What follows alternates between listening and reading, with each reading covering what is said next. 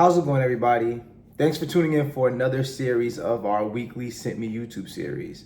Before I get started on this video, make sure that you subscribe to the SimpMe YouTube channel to stay updated on all of our great content. We've got a lot of great things in store. Going to continue to come to you every week with different YouTube stories, talking about different ideas, different investment advice, different investment tips, powered by the SimpMe platform. So you definitely want to make sure that you are subscribed to the channel so you don't miss a beat. So today I want to talk about anecdotally a story that rings true and resonates well with me, something that I experienced when I first began my investment journey, particularly within the stock market. I'd like to take you guys back to, let's say, around 2013 time frame. This was when I was doing internships while I was at Villanova University. I studied finance there, for those who don't know, and I was fortunate enough to have a few internships while I was an undergrad at Villanova. During that time when I was working as an intern, I was learning a lot about the financial markets. I was learning a ton about investing, mutual funds, stocks, bonds, you name it.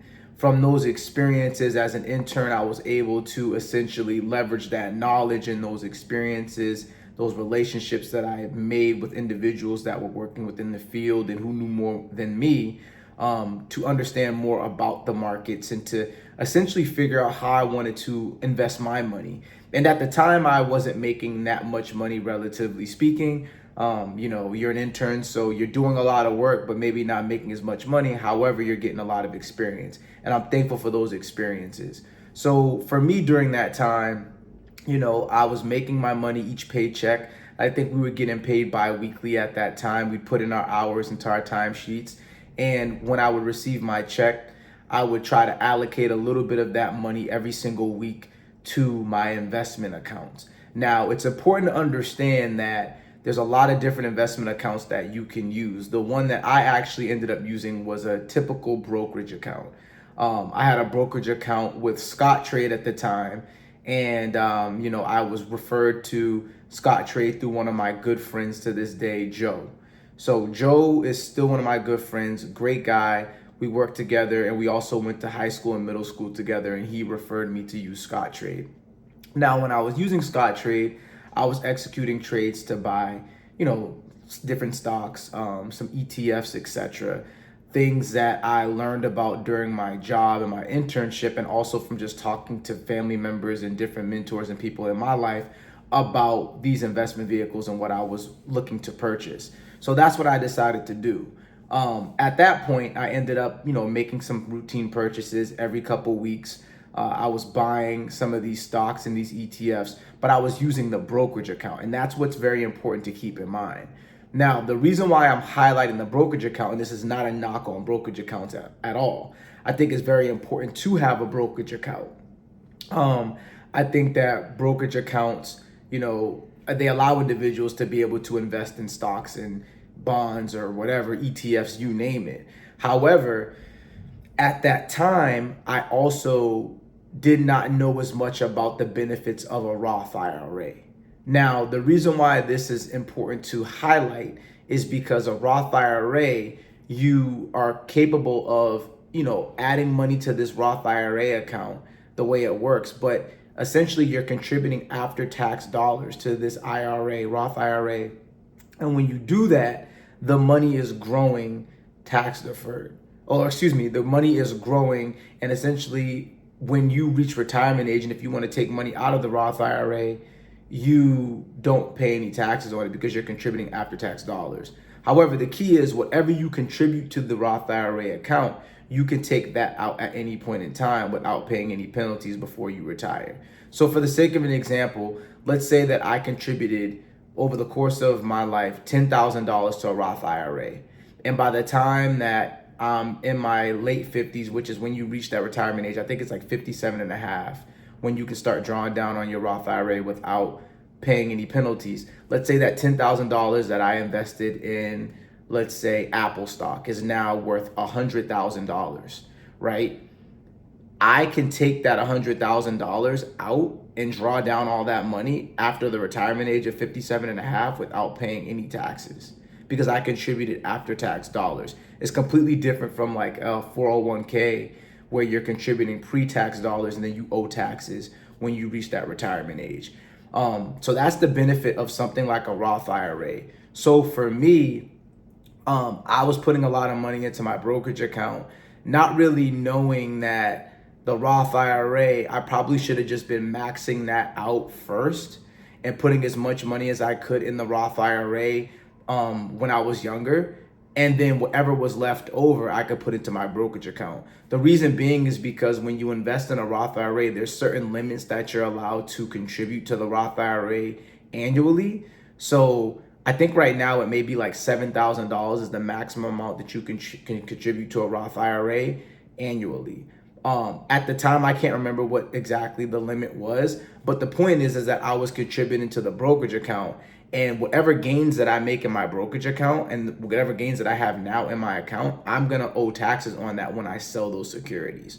So, for me at the time, I didn't really know the difference between the Roth IRA and the brokerage account. I was just trying to invest and get skin in the game. And I'm thankful for the fact that I got skin in the game early, and I was, I learned these principles at an early age. But the one thing that I definitely would have probably done differently if I was younger, when I was younger, in that internship time when I started making a little bit of money prior to graduating from college and stuff like that, is maxing out the Roth IRA as much as I could, or just contributing whatever I could afford at the time to the Roth, as opposed to prioritizing my brokerage account.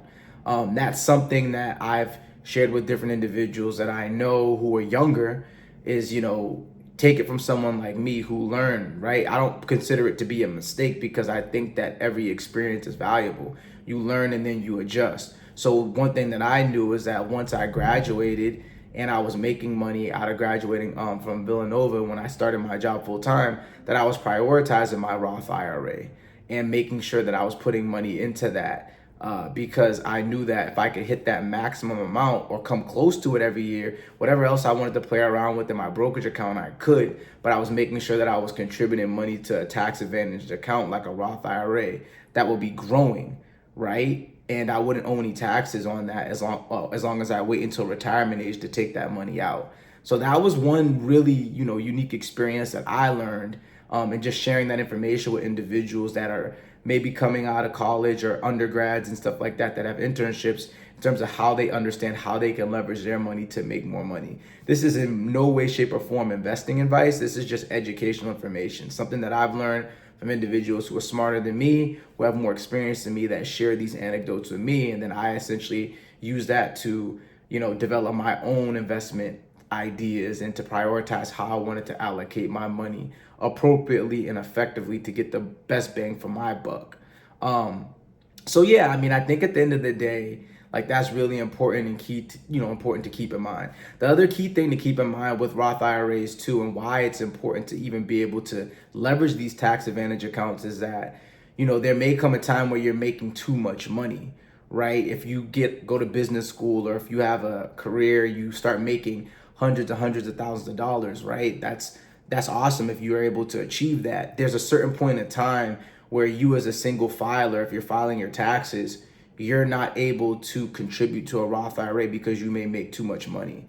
So if you make below that income limit for a Roth IRA, there's no reason to not leverage it if you want to essentially have a lot of a lot of growth and gains that you can tap into without having to pay any taxes, as long as you take the money out when you are at retirement age. The key also to keep in mind with Roth IRAs is that even if you contribute, right back to the example that I used at the beginning of this video, if you contributed $10,000, or if I contributed $10,000 to the Roth IRA and it grew to $100,000, as long as I don't touch that $90,000 in gains until retirement age of like 57 and a half, I'm good. I could take all that money out when I'm at retirement age 57 and a half, no problem. But the 10,000 that I contributed, you can take some of that out. You can take all of it out if you wanted to. You just can't touch the gains but without paying penalties. If you touch any of the gains at any time before 57 and a half, you are going to pay penalties. So for individuals that may be below that income limit, and you're not making over the income limit, I think it may be like $170,000 a year at this point right now in terms of your income. And I'm not sure exactly what the exact numbers are if you are a joint filer and if you're married, but it's a little bit higher, right? Because they contribute with your spouse or your partner, whoever you're married to, that, you know, they'll give you a little bit of leeway to be able to contribute when you combine both of your incomes. However, if you're a single filer and you make below that income limit, you know, it's really beneficial to maybe take advantage of these tax advantage accounts like Roth IRAs. And then whatever money you have left over, you know, you can contribute to a brokerage account. And of course, take advantage of your tax deferred accounts through your 401ks. And that'll be a whole nother video that I want to talk about those experiences and what I've learned from 401ks and how you can leverage that account to build wealth. But I think it's just very important to share these anecdotes. I've learned a lot over time. I'm still learning each and every day about investing and about how to maximize my investment portfolios to essentially prepare myself for retirement. But I love coming on and sharing these stories with you all because I believe that the information can allow you to make decisions, make better decisions, and to essentially just have more information that you can go back and research on. So with that being said, you know, that concludes this week's series of the SimpMe YouTube series. I hope you guys enjoyed it. And as I said before, be sure to like, share, comment, and subscribe to this video, or subscribe to our channel, and make sure that you definitely stay tuned for more content because we have a lot in store that I can't wait to share with you guys. So take care, and I look forward to seeing you guys next week. Peace.